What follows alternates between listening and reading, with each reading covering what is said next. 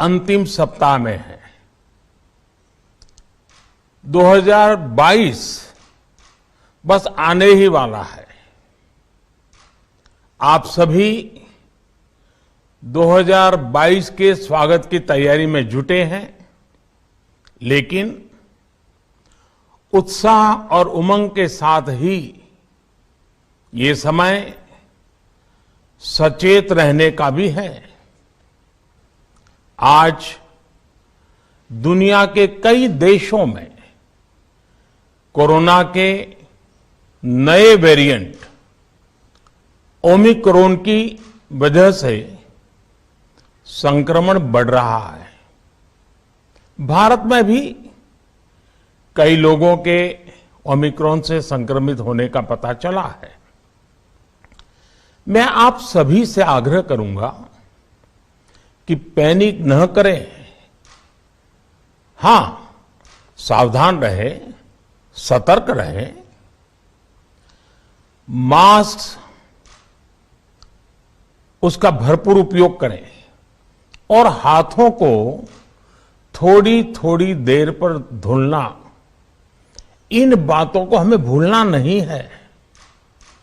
आज जब virus mutate हो रहा है तो हमारी चुनौतियों का सामना करने की ताकत और आत्मविश्वास भी मल्टीप्लाई हो रहा है। हमारी इनोवेटिव स्पिरिट भी बढ़ रही है। आज देश के पास 18 लाख आइसोलेशन बेड्स हैं, 5 लाख ऑक्सीजन सपोर्टेड बेड्स हैं, 1,40,000 आईसीयू बेड्स हैं। आईसीयू और नॉन आईसीयू बेड्स को मिला दें तो 90,000 बेड्स विशेष तौर पर बच्चों के लिए भी हैं। आज देश में 3,000 से ज्यादा पीएसए ऑक्सीजन प्लांट्स काम कर रहे हैं। 4 लाख ऑक्सीजन सिलेंडर्स देश भर में दिए गए हैं। राज्यों को जरूरी दवाओं की बफर डोज तैयार करने में सहायता की जा रही है। उन्हें पर्याप्त टेस्टिंग किट्स भी मुहैया कराई जा रही है। साथियों, कोरोना वैश्विक महामारी से लड़ाई का अब तक का अनुभव यही बताता है कि व्यक्तिगत स्तर पर सभी दिशा निर्देशों का पालन कोरोना से मुकाबले का बहुत बड़ा हथियार है। और दूसरा हथियार है वैक्सीनेशन। हमारे देश ने भी इस बीमारी की गंभीरता को समझते हुए बहुत पहले वैक्सीन निर्माण पर मिशन मोड में काम करना शुरू कर दिया था। वैक्सीन पर रिसर्च के साथ साथ ही approval processes, supply chain, distribution, training, IT support system, certification पर भी हमने निरंतर काम किया। इन तैयारियों का ही नतीजा था कि भारत ने इस साल 16 जनवरी से अपने नागरिकों को वैक्सीन देना शुरू कर दिया था। ये देश के सभी नागरिकों का सामूहिक प्रयास और सामूहिक इच्छा शक्ति है कि आज भारत 141 करोड़ वैक्सीन डोज के अभूतपूर्व और बहुत मुश्किल लक्ष्य को पार कर चुका है। आज भारत की वयस्क जनसंख्या में से 61% से ज्यादा जनसंख्या को वैक्सीन की दोनों डोज लग चुकी है। इसी तरह वयस्क जनसंख्या में से लगभग 90% लोगों को वैक्सीन की एक डोज लगाई जा चुकी है। आज हर भारतवासी इस बात पर गर्व करेगा कि हमने दुनिया का सबसे बड़ा, सबसे विस्तारित और कठिन भौगोलिक स्थितियों के बीच इतना सुरक्षित वैक्सीनेशन अभियान चलाया। कई राज्य और विशेष तौर से टूरिज्म की दृष्टि से महत्वपूर्ण राज्य जैसे गोवा, उत्तराखंड, हिमाचल जैसे राज्यों ने 100% सिंगल डोज वैक्सीनेशन का लक्ष्य हासिल कर लिया है। आज देश के दूर सुदूर गांवों में जब 100% वैक्सीनेशन की खबरें आती हैं तो मन को संतोष होता है। यह प्रमाण है हमारे हेल्थ सिस्टम की मजबूती का, हमारी टीम डिलीवरी का, हमारे हेल्थ केयर वर्कर्स के डेडिकेशन और कमिटमेंट का, और देश के सामान्य मानवी के अनुशासन और विज्ञान में उनके विश्वास का। हमारे देश में जल्दी ही नेजल वैक्सीन और दुनिया की पहली डीएनए वैक्सीन भी शुरू होगी। साथियों, कोरोना के खिलाफ भारत की लड़ाई शुरू से ही वैज्ञानिक सिद्धांतों, वैज्ञानिक परामर्श और वैज्ञानिक पद्धति पर आधारित रही है। पिछले 11 महीने से देश में वैक्सीनेशन अभियान चल रहा है। देशवासी इसके लाभ भी महसूस कर रहे हैं। उनकी रोजमर्रा की जिंदगी सामान्य हो रही है। आर्थिक गतिविधियां भी दुनिया के कई देशों की तुलना में उत्साहजनक रही हैं। लेकिन साथियों, हम सभी जानते हैं कि कोरोना अभी गया नहीं है। ऐसे में सतर्कता बहुत जरूरी है।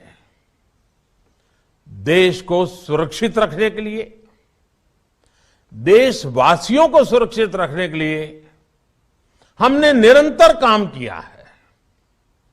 जब वैक्सीनेशन शुरू हुआ तो उसमें भी वैज्ञानिक सुझावों के आधार पर ही ये तय किया गया कि पहली डोज किसे देना शुरू किया जाए, पहली और दूसरी डोज में कितना अंतराल हो, स्वस्थ लोगों को कब वैक्सीन लगे, जिन्हें कोरोना हो चुका है उन्हें कब वैक्सीन लगे, और जो कोमॉर्बिडिटी से ग्रस्त हैं उन्हें कब वैक्सीन लगे। ऐसे निर्णय लगातार किए गए और ये परिस्थितियों को संभालने में काफी मददगार भी साबित हुए हैं। भारत ने अपनी स्थिति परिस्थिति के अनुसार भारत के वैज्ञानिकों के सुझाव पर ही अपने निर्णय लिए हैं। वर्तमान में ओमिक्रॉन की चर्चा जोरों पर चल रही है। विश्व में इसके अनुभव भी अलग अलग है, अनुमान भी अलग अलग है। भारत के वैज्ञानिक भी इस पर पूरी बारीकी से नजर रखे हुए हैं, इस पर काम कर रहे हैं। हमारे वैक्सीनेशन को आज जब 11 महीने पूरे हो चुके हैं तो सारी चीजों का वैज्ञानिकों ने जो अध्ययन किया है और विश्व भर के अनुभवों को देखते हुए आज कुछ निर्णय लिए गए हैं। आज अटल जी का जन्मदिन भी है, क्रिसमस का त्योहार भी है, तो मुझे लगा कि इस निर्णय को आप सबके साथ साझा करना चाहिए। साथियों, 15 साल से 18 साल की आयु के बीच के जो बच्चे हैं, अब उनके लिए देश में वैक्सीनेशन प्रारंभ होगा। 2022 में 3 जनवरी को सोमवार के दिन से इसकी शुरुआत की जाएगी। ये फैसला कोरोना के खिलाफ देश की लड़ाई को तो मजबूत करेगा ही, स्कूल कॉलेजों में जा रहे हमारे बच्चों की और उनके माता पिता की चिंता भी कम करेगा।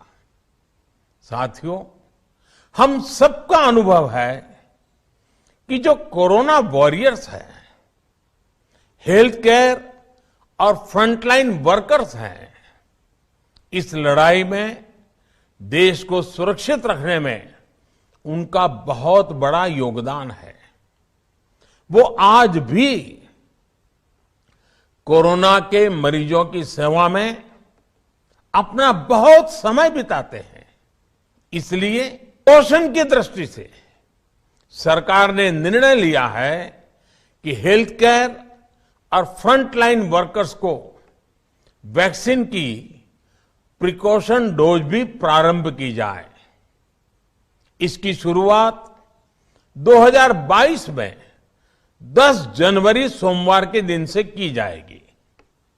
साथियों, कोरोना वैक्सीन का अब तक का ये भी अनुभव है कि जो अधिक आयु वाले हैं और पहले से ही किसी न किसी गंभीर बीमारी से पीड़ित है, उन्हें प्रिकॉशन लेना सलाह योग्य है।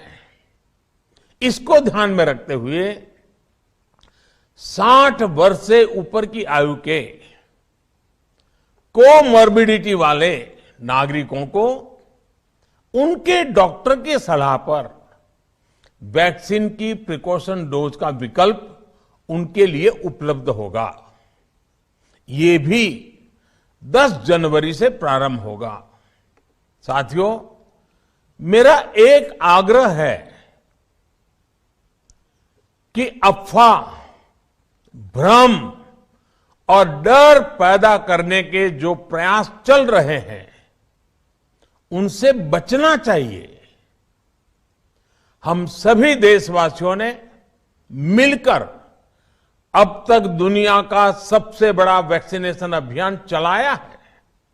आने वाले समय में हमें इसको और गति देनी है और विस्तार देना है।